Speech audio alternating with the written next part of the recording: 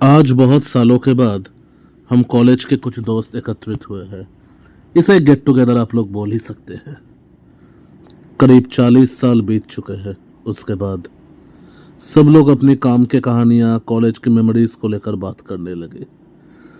मैं कॉलेज में कहानी सुनाने के लिए बड़ा फेमस था और मेरे काम के सिलसिले में मुझे देश के बहुत जगहों पे घूमना पड़ा है।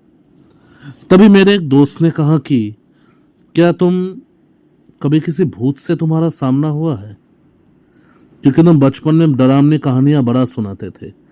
क्या कभी रियल भूत से तुम्हारा कोई एनकाउंटर हुआ है? सब लोग हंसने लगे।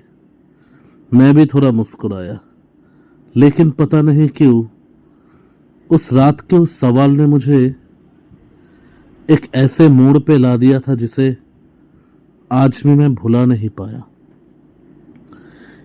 ये करीब पिछले 20 साल से किसी को नहीं बताना चाहता था। 20 साल पुराना एक हादसा आज भी याद करता हूं तो मेरे रोंगटे खड़े हो जाते हैं।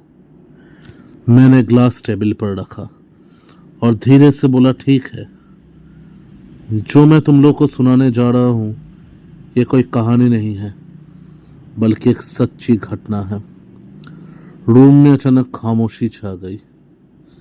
मैं सामने बैठ के दोस्तों को देखने लगा, लेकिन एक बात याद रखना, मैंने जो देखा था वो कोई सपना नहीं था, तो इसका मजाक मत उड़ाना।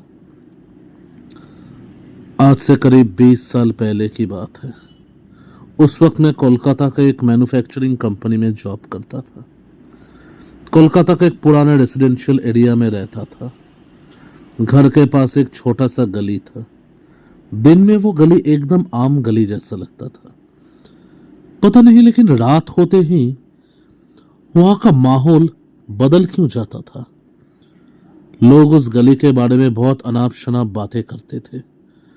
कहते थे कि उस गली में एक पुरानी बंद पड़ी हुई बिल्डिंग थी और उस बिल्डिंग के नीचे एक छोटी सी दुकान थी जिसका नाम था मोहन टॉयज, एक खिलौनों की दुकान। मैंने कभी उस दुकान को दिन के वक्त खुला नहीं देखा था, कभी नहीं। फिर भी मुझे ऐसा क्यों लगता है, रात को अगर कभी भी मैं वहां से गुजरता हूं, मुझे बच्चों के खिलखिलाने की आवाज आती है, खिलौनों की आवाज आती है। क्या ये मेरा वहम है या फिर कोई हकीकत जिसे मैं नहीं, कोई भी नहीं जानता था? कभी किसी बच्चे की हंसने की आवाज, कभी घंटी, कभी वाइंड अप टॉय की टिक टिक टिक टिक आवाज, और कभी एक आवाज, मां, एक बच्चे की बहुत ही हल्की आवाज। एक दिन मैं ऑफिस से लौट रहा था। उधर मेरे ही ऑफिस का एक कॉलीग अर्जुन के साथ उस गली से गुजर रहा था। अर्जुन ने मेरा हाथ पकड़ लिया। उसने कहा कि उधर मत जाओ। मैंने पूछा, क्यों? मेरी माँ कहती थी कि उस दुकान के पास कभी जाना नहीं चाहिए। मैं इन सब बातों पर एकदम विश्वास नहीं करता था। मजाक में मैंने कहा कि ये सब फालतू बातें हैं, लेकिन अंदर ही अंदर मेरी क्यूरियोसिटी और बढ़ गई। मैं दुकान की तरफ देखने लगा। शटर आधा खुला हुआ था, अंदर पूरा अंधेरा, लेकिन उस अंधेरे में मुझे एक चमकता हुआ कुछ दिखाई दिया।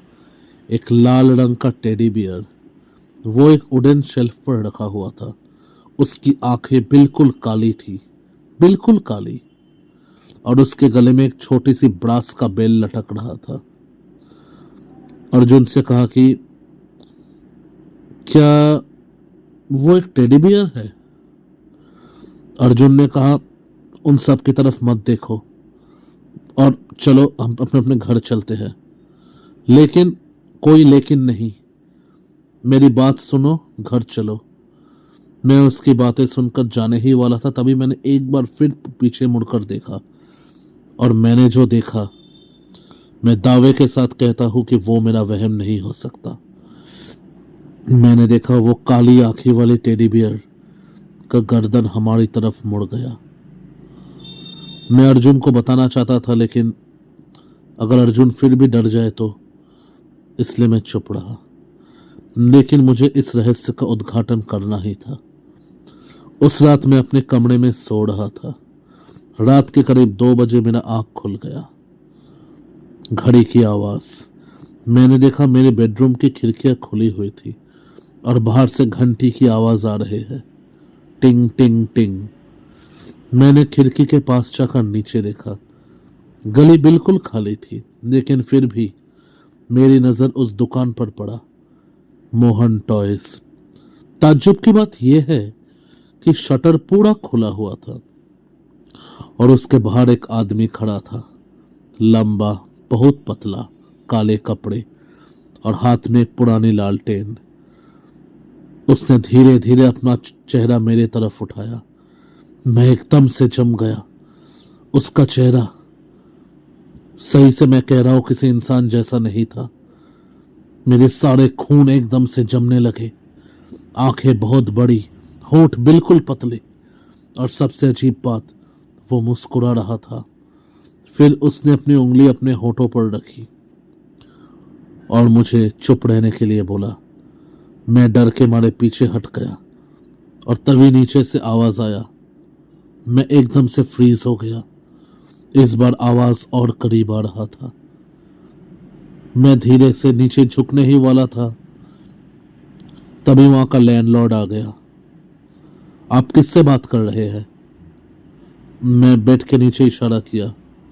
उसने देखा कि वहां पे तो कुछ भी नहीं है, लेकिन जब वो मुझे लेकर रूम से बाहर जा रहे थे, मैंने एक चीज देखा। मेरे बेड के नीचे एक छोटी सी ब्रास की बेल पड़ी हुई थी। बिल्कुल वैसे ही दिख रहा था जैसे उस नापाक टेडी बियर के गले पे था, वही बेल। अगली सुबह मैं वो बेल लेकर ऑफिस की तरफ चलता गया। मुझे पता नहीं क्यों, लेकिन मुझे ऐसा लग रहा है कि कहीं ना कहीं कुछ सही नहीं है। क्या मुझे वो बेल फेंक देना चाहिए था या उस बेल को रखना चाहिए था? ऑफिस से वापस आते वक्त मैं एकदम अकेला था और जैसे ही मैं मोहन टॉयज के सामने से गुजरा, शटर अपने आप उठ गया। अंदर से आवाज आया कि अंदर आ जाओ। मैं एकदम से डर गया। तुम्हारा खिलौना तैयार है। मैं क्यूरियोसिटी में मेरे डर को हरा दिया। मैं दुकान के अंदर चला गया। वहां पे बहुत सारे खिलौने पड़े हुए थे, पुराने ट्रेन्स, टेडी बियर्स, बोलता हुआ तोता, जोकर का खिलौना।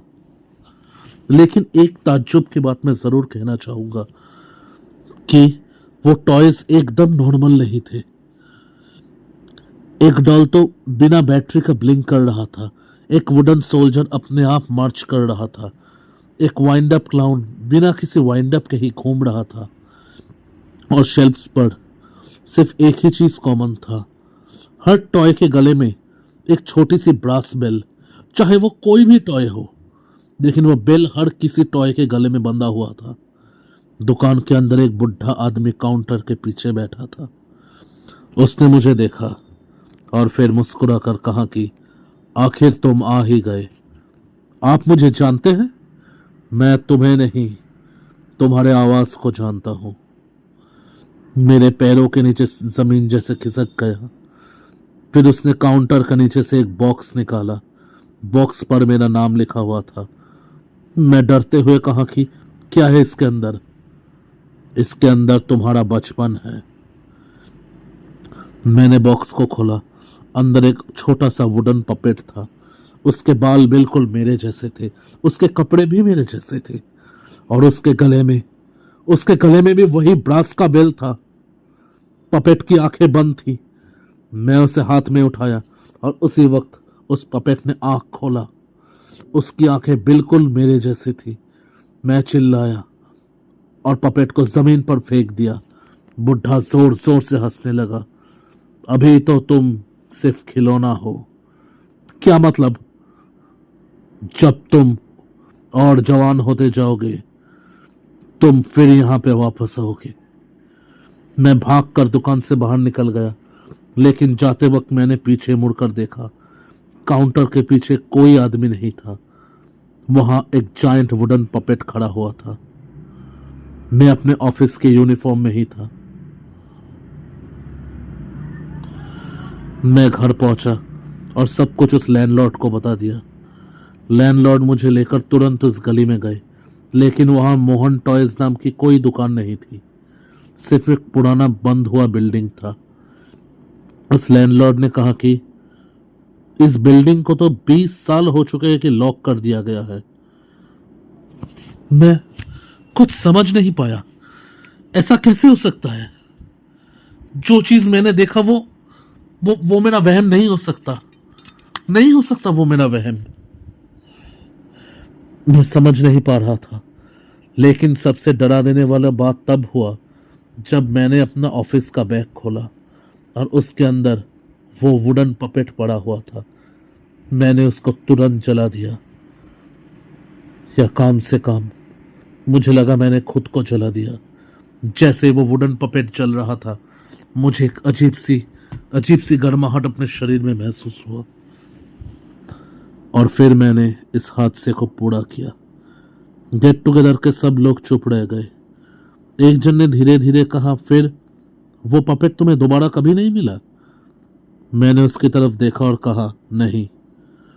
रूम पे फिर खामोशी छा गया। फिर सबकी नजर टेबल के नीचे गया।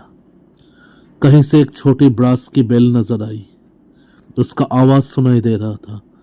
मैं खड़ा हो गया, मेरे हाथ ठंडे पड़ गए। मुझे लगा यह मुमकिन नहीं हो सकता।